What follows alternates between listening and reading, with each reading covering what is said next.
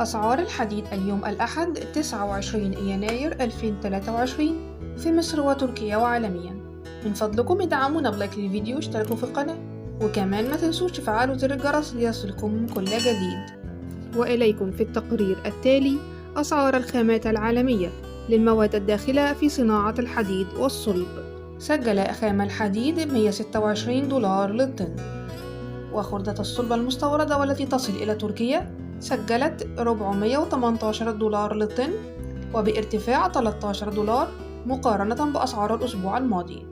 والبلت الروسي سجل ما بين $540 إلى $550 للطن، بارتفاع $5 للطن مقارنة بأسعار الأسبوع الماضي. وسجلت أسعار الحديد التركي المحلي ما بين $710 إلى $730 للطن.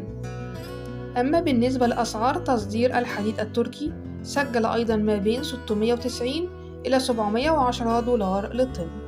أما بالنسبة للسوق المحلي في مصر، انخفضت أسعار الحديد في السوق المحلي المصري، وذلك نتيجة الركود في المبيعات وعدم تقبل المستهلكين الشراء بهذه الأسعار المرتفعة.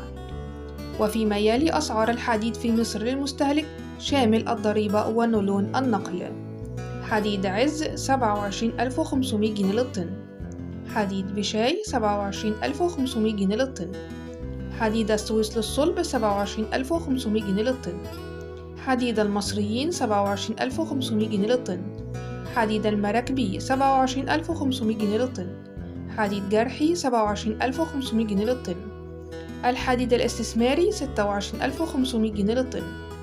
من فضلكم ادعمونا بلايك للفيديو واشتركوا في القناة، وكمان ما تنسوش تفعلوا زر الجرس.